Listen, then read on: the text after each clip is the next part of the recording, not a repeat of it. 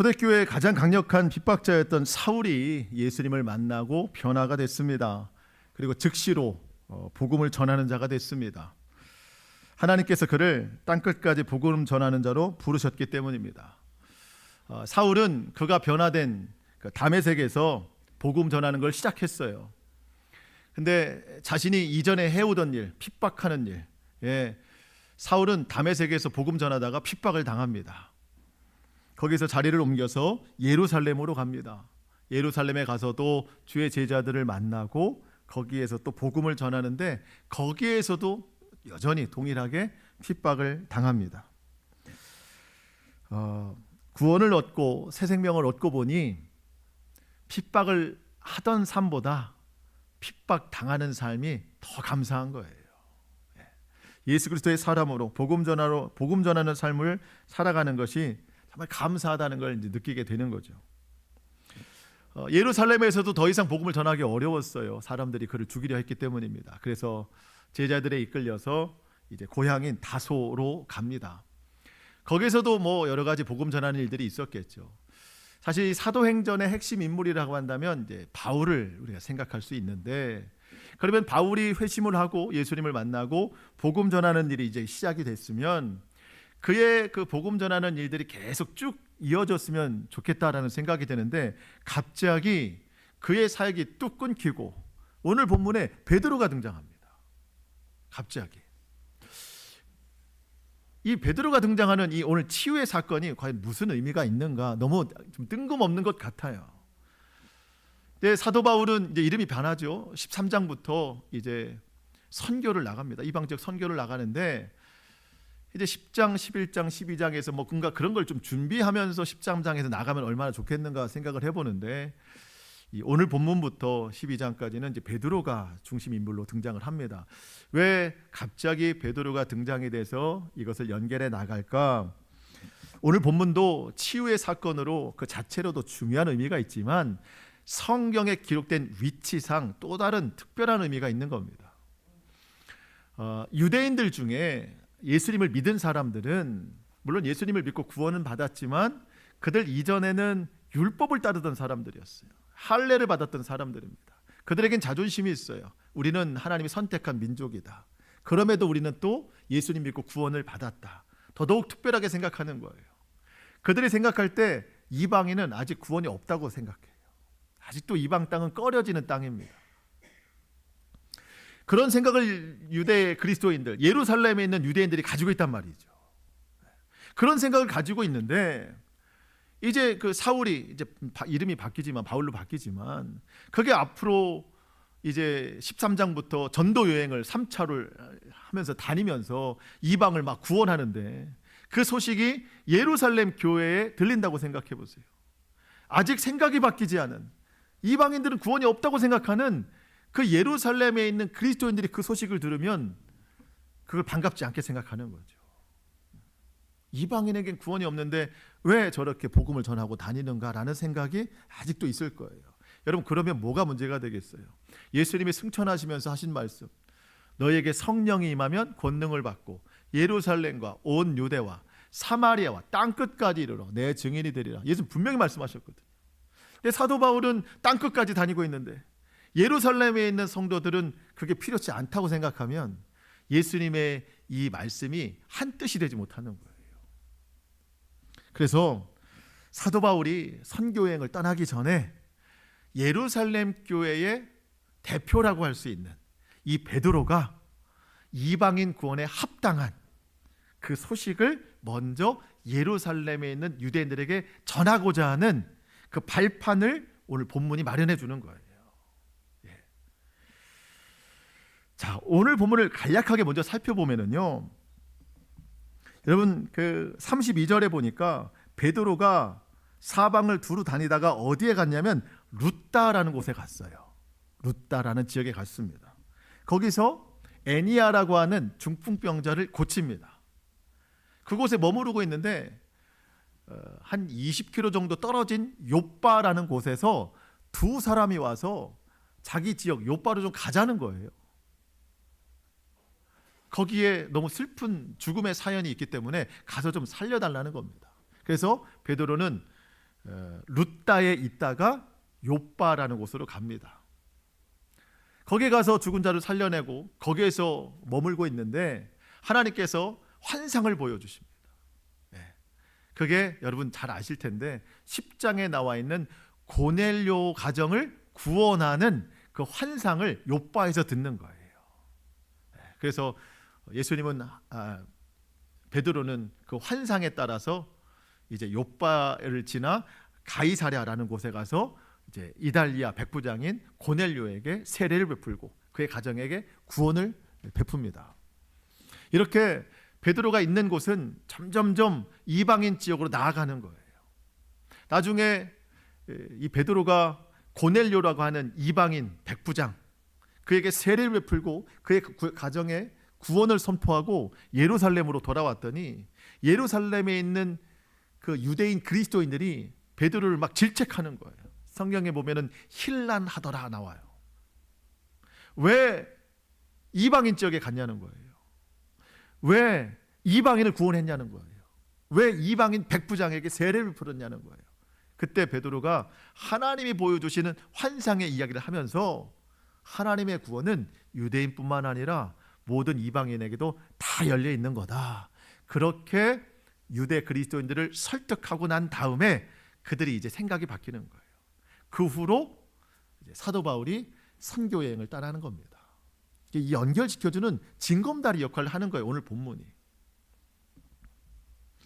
여러분, 하나님의 구원의 역사는요 이렇게 계획적이고 치밀합니다. 한 곳 한 곳을 그냥 지나가지 않아요. 마치 징검다리처럼. 한번 생각해 봤어요. 하나님이 나를 구원하심도 이렇게 계획적이고 치밀하셨구나. 여러분, 우리가 어느 날 갑자기 구원받은 거 아니에요. 하나님께서 많은 사람들을 통해서 또 많은 시간을 통해서 많은 환경과 상황들을 통해서 우리를 구원하시려고 오래전부터 계획하시고 치밀하게 이 일들을 이루어 가셨다는 거예요. 그만큼 하나님이 저와 여러분을 사랑하시는 겁니다. 그러면서 한 가지 더 드는 생각이, 지금도 하나님은 누군가를 구원하기 위해서 계획을 세우시고 또 치밀하게 일을 행하실 텐데, 그 계획 속에 하나님이 우리를 사용하신다고 하면 우리도 하나님의 계획에 포함되어 있어서 누군가의 구원을 위해 귀한 도구로 쓰임받는 저와 여러분의 인생이 될 수 있기를 축복합니다. 우리가 그렇게 쓰임받는 거, 그게 구원받은 우리에게 가장 영광스러운 일이라는 겁니다. 오늘 이 전체적인 이런 뜻을 생각하면서 오늘 본문의 말씀을 좀 살펴보도록 하겠습니다. 여러분, 32절, 33절 같이 한번 읽어보겠습니다. 시작. 그때에 베드로가 사방으로 두루 다니다가 룻다에 사는 성도들에게도 내려갔더니 거기서 애니아라 하는 사람을 만나매 그는 중풍병으로 침상 위에 누운 지 8해라. 아멘. 베드로가 사방으로 두루 다닙니다. 왜 이렇게 두루 다녔을까요? 복음 전하기 위해서. 그리고 복음이 뿌려진 곳에 핍박과 박해도 같이 있다고 그랬거든요. 그러니까 주의 형제들이 핍박과 박해를 당하는 그곳에서 두루 다니면서 위로와 격려와 기도를 해주려고 이렇게 사방으로 두루 다닙니다. 여러분, 이렇게 베드로뿐만 아니라 주의 사도들과 주의 제자들이 사방으로 두루 다니게 된 그 계기는 스데반의 순교로 시작된 예루살렘의 큰 박해부터였어요. 여러분, 우리가 오늘 9장을 보고 있는데 앞서 8장을 한번 보시면 1절, 8장 1절 하반절에 보시면, 찾으셨어요? 그날에 예루살렘에 있는 교회에 큰 박해가 있어 사도 외에는 다 유대와 사마리아 모든 땅으로 흩어지니라. 그 밑에 4절 보시면 그 흩어진 사람들이 두루 다니며 복음의 말씀을 전할세. 앞으로 오시면 됩니다. 오늘 본문으로.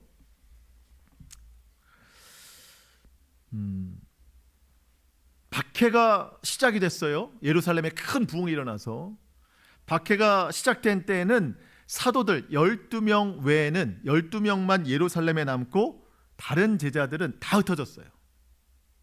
사방으로 흩어졌습니다. 두루 다니면서 복음의 말씀을 전했습니다. 복음이 전파된 곳에 믿음의 사람들이 많이 생겼어요. 그 믿음의 사람들 또 확인하고 또 그들에게 기도하고 고난 중에 있는 사람들을 위로하고 격려하기 위해서 그때부터 사도들도 예루살렘을 떠나서 다니기 시작한 거예요. 이렇게 흩어지고 복음 전하고 사도들도 가서 위로하고 격려하는 일들의 시작이 무엇이었나? 뜻밖에도 여러분 박해 때문에 일이 시작됐다는 거예요. 뭔가 유명한 부흥 강사가 와서 부흥회를 한 다음에 이렇게 복음이 확산된 게 아니에요. 막 금식기도 해서 은혜 받아서 이렇게 두루 다니게 된 게 아니에요. 박해 때문에 이렇게 된 거예요. 여러분 박해의 목적이 뭘까요? 일단 박해를 왜 했을까요? 예수 못 믿게 하려고. 그렇죠? 그리고 왜 했을까요? 뭐 대제사장들이나 바리새인들이 베드로나 사도들 제자들에게 했던 말이 뭐냐면 더 이상 예수의 이름을 선포하지 말아라. 예수의 이름을 다른 사람에게 전하지 말아라. 퍼져가지 않게 하려고 박해하는 거예요. 그리고 그 말을 듣지 않으면 다 감옥에 잡아 가두겠다. 이래서 박해하는 거거든요. 꽁꽁 묶어두려고 하는 거예요, 복음을. 그런데 복음은 오히려 박해 때문에 사방으로 두루 퍼지고 있어요. 여러분 좀 이상하게 들릴 수 있겠지만 박해의 그 진정한 목적을 이루기 위해서는 박해를 하지 말았어야 됩니다. 복음이 번지지 않게 하려면 박해를 하면 안 됐었어요. 여러분 박해하니까 복음의 불꽃이 사방으로 튀는 거예요. 사방으로 튀었죠. 그러니까 거기에 또 불이 붙었어요. 튄 곳에 불이 붙었어요. 거기서도 또 박해가 일어났어요. 그러니까 거기서 또 불꽃이 튀어가지고 계속 번져나가는 거예요. 여러분 예루살렘에 큰 부흥이 일어났어요. 믿는 사람들이 많아졌어요. 거기에 박해가 없었다면 예루살렘 안에는 큰 부흥이 일어났겠으나 그 복음의 불꽃이 옆으로 번지진 않았을 거예요. 그냥 예루살렘 안에서만 부흥이 일어나고 복음은 사방으로 튀진 않았을 겁니다. 그러면서 부흥하는 예루살렘 교회도 박해가 없었다면 아마 서서히 불이 꺼졌을 거예요. 시들어졌을 거예요. 복음 자체는 위대하지만 박해가 없는 복음은 시들어집니다. 가만히 놔두면은요 불꽃은 꺼져요. 믿음도 그렇습니다. 여러분 고난이 없고 늘 인생이 맑은 날만 있잖아요. 믿음은 시들어집니다. 여러분 광야 이스라엘 백성들 40년 내내 불평하고 원망하죠. 하나님의 이름을 부르면서 또 모세 이름을 부르면서 원망합니다. 여러분 하나님 앞에 책망을 받아요. 잘한 게 아니에요. 그래도 광야에 있으니까 하나님을 불러요. 원망이라도 하면서 불러요. 근데 가나안 땅에 들어가니까 그 풍요의 땅에 들어가니까 하나님 앞에 원망도 안 해요. 하나님 부르지도 않아요. 풍요의 땅에 들어가니까 하나님이 필요 없어진 거예요. 여러분 우리에게 고난이 있고 삶에 여러 가지 문제가 있기 때문에 우리 믿음의 불꽃이 그래도 살아있는 거예요. 여러분 초대교회 박해로 인해서 베드로가 사방으로 두루 다니고 주의 제자들이 두루 다니면서 복음을 전하듯이 우리도 고난으로 인해서 사방으로 우리가 주를 찾고 밤낮으로 우리가 기도하는 거예요. 여러분 고난이 찾아오고 환난이 겹칠 때 인생의 가장 힘든 시간을 보낼 수는 있지만 믿음에 있어서는 가장 좋은 때를 보낼 수 있기를 축복합니다. 예. 영적으로는요 가장 충만한 때를 보내야 돼요. 예. 믿음이 그때를 견디게 하고 말씀과 기도가 그 시련을 견디게 해요. 우리에게 평안과 감사를 이루게 할 줄로 믿습니다. 자 베드로가 이 룻다라는 곳에서 애니야라는 사람을 만나는데 주의 성도들 가운데 만났다. 그러니까 아마 애니야는 예수님 믿는 성도라는 거예요. 그리고 이름은 여자 같은데 남자예요. 중풍병으로 누운 지 8년이 됐습니다. 스스로 움직일 수가 없어요. 베드로가 그를 낫게 하기 위해서 예수 그리스도의 이름을 선포합니다. 여러분 34절을 우리 같이 읽겠습니다. 시작. 베드로가 이르되 에니야야 예수 그리스도께서 너를 낫게 하시니 일어나 내 자리를 정돈하라 한데 곧 일어나니 35절 룻다와 사론에 사는 사람들이 다 그를 보고 주께로 돌아오니라. 아멘. 치유가 필요한 순간이에요. 베드로가 예수 그리스도의 이름을 선포합니다. 예수님은 성령으로 함께 하시기 때문에 이 치유가 필요한 순간에 예수님이 함께 하심을 믿고 믿음으로 선포했어요. 에니야야 예수 그리스도께서 너를 낫게 하시니 일어나 내 자리를 정돈하라. 베드로는 기억합니다. 뭘 기억하냐면 예수님이 사역하실 때 이런 선포를 하셨던 것을 생생하게 기억해요. 예수님이 하루는 어떤 한 집에서 하나님의 말씀을 선포하시는데 갑자기 밖에서 웅성웅성해요. 왜 그런가 했더니 한 중풍병자를 4명의 친구가 침상째 메고 온 거예요. 사람들이 너무 많으니까 예수님 앞까지 나올 수가 없어요. 그래서 이 4명의 친구가 어떤 방법을 택했죠? 지붕을 뚫죠. 옆에 계단으로 올라가서 지붕을 뚫고. 근데 여러분 이스라엘의 지붕은 우리처럼 이렇게 되어 있지는 않아요. 비가 안 오기 때문에 튼튼한 견고한 지붕은 아닙니다. 그 지붕을 뚫고 이렇게 그 친구를 내려줍니다. 예수님께서 그 4명의 친구들을 귀하게 여기시고 그 중풍병자에게도 말씀하십니다. 누가복음 5장 24절에 보면 중풍병자에게 말씀하시되 내가 내게 이르노니 일어나 침상을 가지고 집으로 가라. 내가 내게 이르노니 침상을 가지고 집으로 가라. 그랬더니 실제적으로 그 중풍병자가 일어났고 하나님께 영광 돌리면서 집으로 갔습니다. 일어나 집으로 가라. 베드로가 이 말씀을 기억하는 거예요. 오늘 똑같이 선포하는 거예요. 예수님이 성령으로 함께 하심을 믿기 때문에 오늘 저와 여러분도 예수님께서 함께 하심을 믿고 믿음으로 선포할 수 있기를 축복합니다. 오늘 이 시간 예수 그리스도께서 저와 여러분 우리의 가정과 교회를 낫게 하시니 절망과 낙심으로 주저앉은 우리 자리에서 일어날 수 있기를 축복합니다. 질병과 마음의 아픔, 삶의 고난 우리 주님께서 일어나기를 원하시니 저와 여러분이 믿고 승리할 수 있기를 축복합니다. 예수 그리스도의 이름이 선포되는 곳에 회복과 치유의 역사가 반드시 일어나요. 그 에니야가 일어난 것을 보고 룻다에 있는 모든 사람들이 다 죽게 돌아왔다 기록합니다. 죽게 돌아왔다. 여러분 이게 치유와 회복의 목적이에요.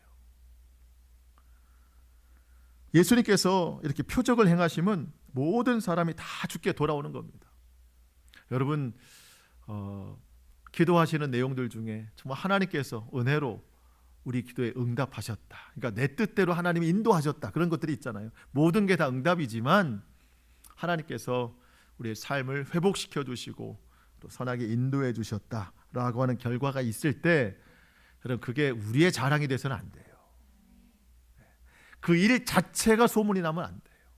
그 일을 통해서 많은 사람들이 죽게 돌아올 수 있도록 내 간증이 돼서는 안 돼요. 사실은 내가 주장이 돼도 안 돼요. 하나님만 드러날 수 있도록 그 일로 믿지 않는 영혼들이 주님께 돌아갈 수 있는 일에 우리가 사용되어야 되겠습니다. 그 룻다에서 이러한 치유와 구원의 역사가 일어날 때 가까이에 있는 욥바라는 곳이 있어요. 한 20km 정도 떨어진 곳이라고 하는데 거기에 슬픈 일이 일어났습니다. 많은 사람들에게 평생 선을 행했던 한 여인의 죽음의 이야기예요. 36절, 37절인데요. 욥바에 다비다라 하는 여제자가 있으니 그 이름을 번역하면 도르가라. 선행과 구제하는 일이 심히 많았더니 그때 병들어 죽음에 시체를 씻어 다락에 누이니라.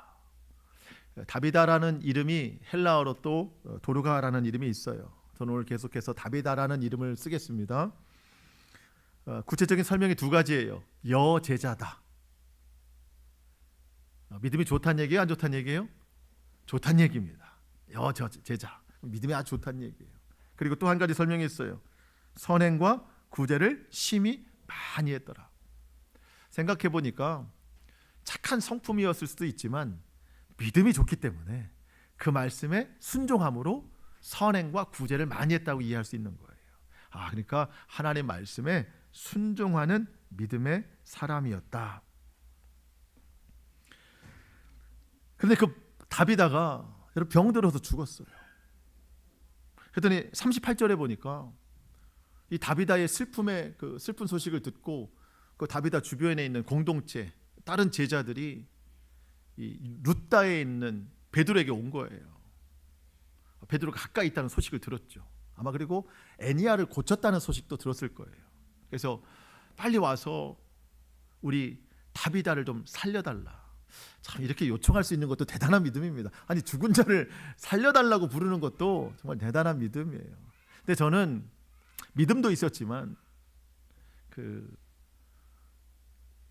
이 욥바에 있는 성도들이 다비다의 죽음을 인정하지 않았던 것 같아요.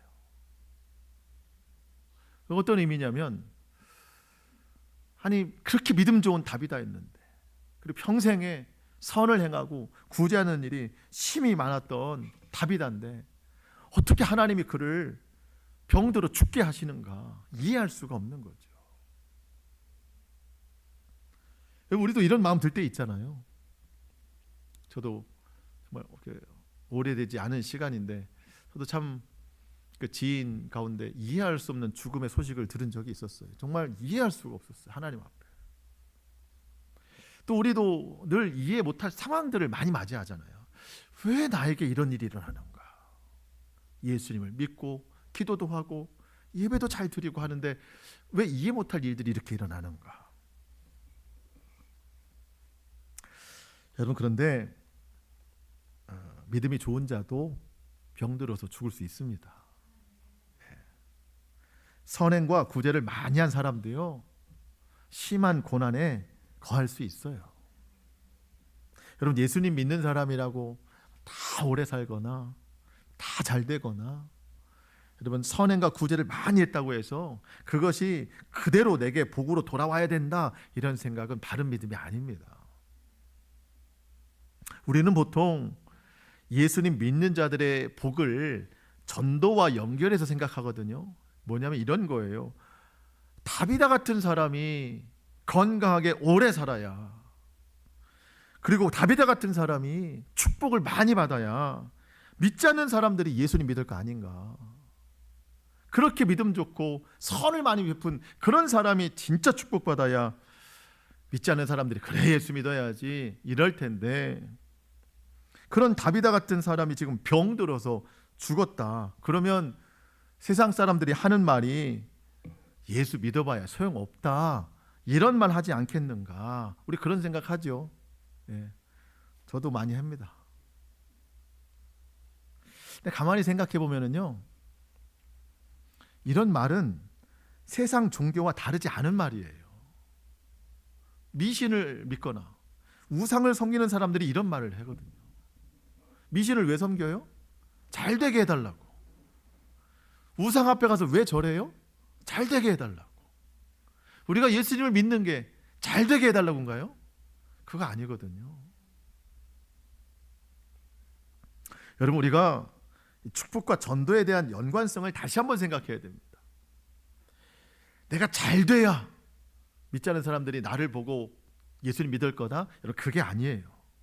내가 안 돼도 내가 병들어도 고난 중에 거해도 그것을 믿음으로 받아들이고 고난 중에라도 질병 중에라도 내가 그리스도 예수 안에서 평안과 감사로 내가 살아간다면 이 복을 연연해야 하던 세상이 결국 저게 진짜 믿음이구나. 고난 중에도 저렇게 떳떳하고 저렇게 감사할 수 있는 게 진짜 저게 생명이구나. 여러분 그들이 깨닫고 주께로 돌아오게 될 줄로 믿습니다. 내가 잘 되는 게 전도라면 안 되는 사람은 평생 전도 못해요. 여러분 잘 되는 사람이 그렇게 얼마나 많아요. 그러면 뭐 이 세상은 절대 예수께 돌아올 수가 없죠. 어려움 중에도 감사와 평안이 있으면 그게 오히려 세상 사람들을 자극할 수 있는 일이라는 거예요. 그게 복음의 무기라는 겁니다. 여러분, 잘 될 수 있고 안 될 수도 있어요. 그러나 우리는 사나 죽으나 주님의 것입니다. 주님의 영광을 위해서 살아가는 거예요. 다비다의 죽음을 두고 모든 사람이 슬퍼해요. 그러면서 다비다의 유품을 다 꺼냅니다. 그의 삶을 말해주는 거거든요. 여러분, 유품이 뭐였나? 39절 보시면 베드로가 일어나 그들과 함께 가서 이르매 그들이 데리고 다락방에 올라가니 거기에 시체가 있었겠죠. 모든 과부가 베드로 곁에 서서 울며 도르가가, 다비다가 그들과 함께 있을 때에 지은 속옷과 겉옷을 다 내보이거늘. 여러분, 다비다의 유품은 그의 소유가 아니에요. 사람들 주머니에서, 안에 사람들이 가지고 있는, 입고 있는 겉옷과 속옷을 다 꺼내 보이더라는 거예요. 그게 유품이에요. 누군가는 자신의 부를 위해서 여기저기 장롱에서 뭔가를 막 꺼낼 텐데 다비다는 그런 사람 아니었어요. 사람들이 입고 있는 겉옷, 이것도 다비다가 준 겁니다. 뭐 속옷, 그거 어디 갖고 왔겠죠. 다 다비다가 만들어 준 겁니다. 여러분, 죽은 사람은 말이 없는데 죽음을 보는 사람들은 말을 많이 해요. 그가 어땠는지. 저와 여러분도 언젠가 하나님 품에 안길 텐데 그 주님 앞에서 사람들이 뭐라고 할 거예요? 물론 뭐 내가 죽어있기 때문에 우린 못 듣겠죠. 여러분, 난 못 듣는다고 평생 내 욕심대로만 살아야 되겠습니까? 저와 여러분이 정말 하나님께서 부르시는 때에 이 다비다의 죽음에서 나타난 이런 반응이 있기를 축복합니다. 구원에 합당한 정말 선을 행하는 삶, 말씀에 순종함으로 많은 사람들을 사랑하고 도와주는 삶. 여러분, 이 다비다의 죽음을 두고 사람들이 얼마나 슬퍼하고 안타까워하는지 몰라요. 그래서 살려달라는 거잖아요. 하나님께서는요 너무 기뻐하셨을 거예요. 그래, 다비다가 참 잘 살았구나. 이렇게 많은 사람들이 아쉬워할 정도로 정말 순종하면서 살았구나. 하나님이 얼마나 기뻐하시겠습니까? 여러분, 주님이 언제 오실지 모르는 것처럼 우리도 언제 주님께 갈지 몰라요. 뭐 우리는 하루 앞을 내다볼 수가 없어요. 그러니까 뭐 과거의 시한부 종말론자들처럼 그렇게 사는 게 아니라 종말론적인 삶. 내가 오늘이 마지막일 수도 있다. 주님이 오늘 오실 수도 있다. 그러니까 오늘 하루를 살아도 다비다와 같이 말씀에 순종함으로 선을 행하는 삶. 그런 삶이 매일매일이라면 하나님께서 그의 삶을 기뻐하시고 축복하실 줄로 믿습니다. 우리의 삶이 그렇게 그리고 만들어가는 삶이 되어야 됩니다. 베드로가 다비다를 살립니다. 여러분, 40절로 42절. 베드로가 사람을 다 내보내고 무릎을 꿇고 기도하고 돌이켜 시체를 향하여 이르되 다비다야 일어나라 하니 그가 눈을 떠 베드로를 보고 일어나 앉는지라. 베드로가 손을 내밀어 일으키고 성도들과 과부들을 불러들여 그가 살아난 것을 보이니 온 요빠 사람이 알고 많은 사람이 주를 믿더라. 이번에도 베드로가 선포를 합니다. 다비다야 일어나라. 앞서 애니야를 고칠 때에도 그 중풍병을 고쳤던 예수님의 선포를 기억하고 그대로 했던 것처럼 이번에도 마찬가지예요. 예수님께서 회당장 야이로의 딸을 살리신 적이 있어요. 그때 예수님이 소녀야 일어나라 이렇게 말씀하셨어요. 소녀야 일어나라. 다른 복음서에서는 달리 마가복음 5장에서는요 그거를 달리다 굼이라고 선포하셨어요. 달리다 굼. 소녀야 일어나라. 이 달리다라는 말은요 어리다라는 뜻이에요. 소녀라는 의미가 있는 거죠. 그러니까 굼, 이거는 이제 일어나라라는 뜻입니다. 근데 우리나라 성경으로는 굼이라고 되어 있고 원어로는 쿰이라고 되어 있어요. 그러니까 달리다 쿰이 맞는 거예요. 자, 오늘 다비다야 일어나라. 그럼 네 글자로 뭐라고 해야 되겠어요? 네? 다비다 쿰 이렇게 한 거예요. 예수님은 달리다 쿰, 베드로는 다비다 쿰 똑같이 하는 거예요. 왜? 예수님이 성령으로 이 자리 함께 하심을 믿기 때문에. 여러분, 예수님께는요 죽은 자를 살리는 능력이 있으십니다. 예수님은 죽은 나사로를 살리셨어요. 나인성 과부의 아들을 살리셨습니다. 말씀드린 것처럼 야이로의 딸을 살리셨습니다.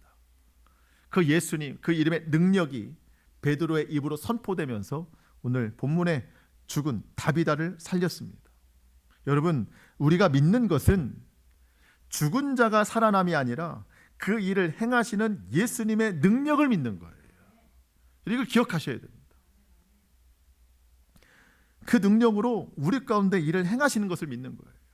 제가 이걸 어떻게 좀 설명을 드릴까 하다가 이게 좀 설명이 되려나 모르겠지만 설명을 좀 해드리겠습니다. 제가 아주 좋아하는 축구 선수가 있거든요. 21살이에요. 아주 어려요. 국가대표예요, 우리나라. 근데 이 선수가 지금도 잘하는데 더 어렸을 적에 청소년 대표 그리고 국가대표 월드컵 선수들은요 나이대별로 다 있어요. 20세 이하, 16세 이하 이런 선수들이 다 있는데 이 선수가 20세 이하 그 월드컵에서도 아주 좋은 활약을 했어요. 제가 언제 매력을 느꼈냐면 더 어렸을 때 국제대회에 나갔는데 이 선수가 아주 멋있는 골을 넣은 거예요. 기가 막힌 골을 넣어서 야, 이 선수 참 매력 있다, 실력 있다, 앞으로 잘 될 것 같다. 그 골을 기억했어요. 아니나 다를까 이 선수가요 해외로 진출했어요. 진출해서 하는데 거기서도 열심히 잘해요. 이름이 났어요. 근데 제 생각에 아니 왜 해외에 나가서는 내가 기억하는 골을 못 넣지? 라고 생각하면 저는 어리석은 사람이에요. 그 골을 넣을 때도 있지만 그 골보다 더 중요한 건 그 골을 넣을 수 있는 실력이 있는 선수라는 걸 내가 믿어야 되는 거지, 어디를 가나 똑같은 골을 넣는다? 그거는 아니잖아요. 그런 골을 넣을 수 있는 실력이 있는 선수예요. 그 우리나라 대표팀에서도 그런 실력으로 지금 잘하고 있거든요. 그 골만 기억하면 안 되는 거예요. 그 실력을 기억해야 되는 거예요. 예수님께서 성경에 죽은 자를 살렸다? 그것만 기억하면 안 돼요. 죽은 자를 살리시는 능력이 있는 분을 기억해야 되는 거예요. 그러니까 어떤 분들은 왜 성경은 죽은 자가 살아나는데, 왜 베드로는 죽은 자를 살려내는데 우리 목사님은 왜 못 살려낼까? 그럴 때가 제일 힘들어요. 여러분, 베드로가 살려낸 게 아니에요. 예수님이 살려내시는 거예요. 그 예수님은 죽은 자를 살려내실 능력이 있는 분인 거예요. 그리고 때에 맞게 행하시는 거예요. 때에 맞게. 그래서 여러분, 우리 기도 어떻게 해야 되냐면 죽은 나사로를 살리신 예수님, 나인성 과부의 아들을 살리시고 야이로의 딸을 살리시고 베드로의 선포를 통해서 다비다를 살리신 예수님, 그 예수님의 능력이 오늘 우리 가정 가운데 있는 환난을 이기게 하실 줄 믿습니다. 이렇게 기도하시는 거예요. 또 집에 가셔서 작년에 돌아가신 우리 할머니 살려주세요, 이렇게 기도하시면 안 된다고요. 물론 필요하면 주님이 하실 수 있지만 여러분, 우리는 그 능력을 믿고 기도하는 거예요. 능력을 믿고. 다비다가 살아났어요. 살려내신 목적이 뭐죠? 42절에 있습니다. 온 욥바 사람이 알고 많은 사람이 주를 믿더라. 많은 사람이 주를 믿게 하려고 이 다비다가 살아난 거예요. 단지 사람들이 슬퍼해서 그 아쉬움 달리려고 살려내신 게 아니라는 겁니다.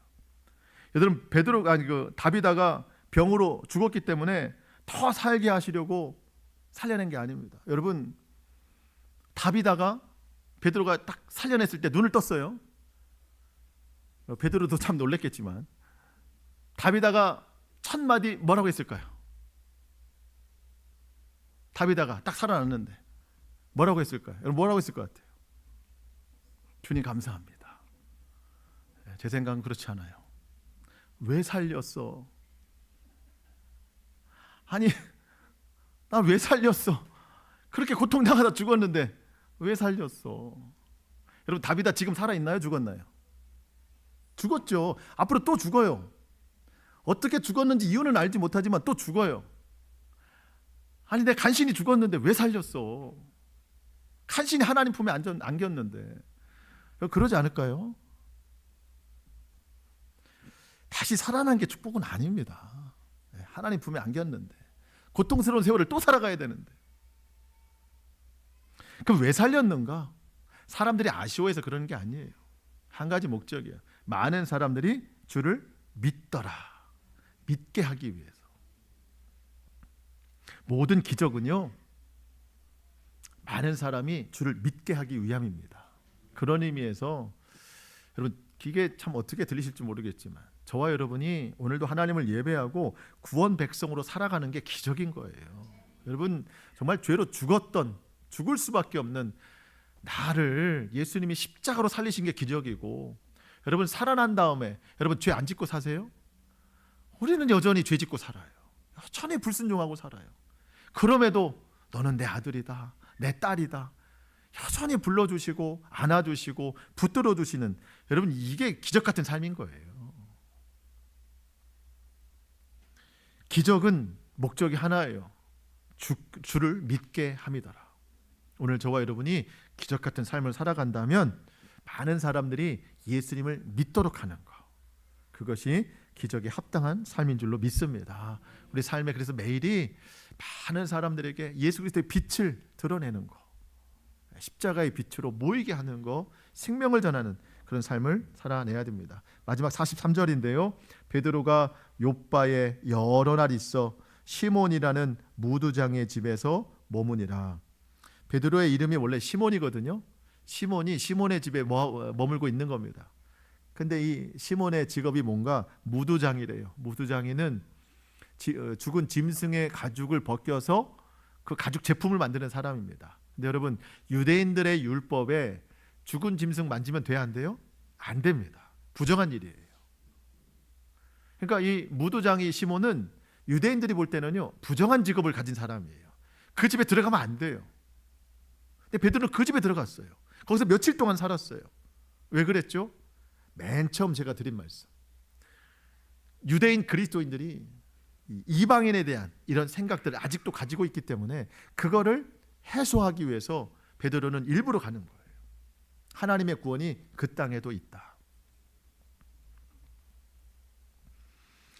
베드로가 머무른 그 시간은 유대인들에 대한 생각이 변화되는 시간이고, 유대인들의 어떤 구원에 대한 편견이 바뀌는 시간이라는 거예요.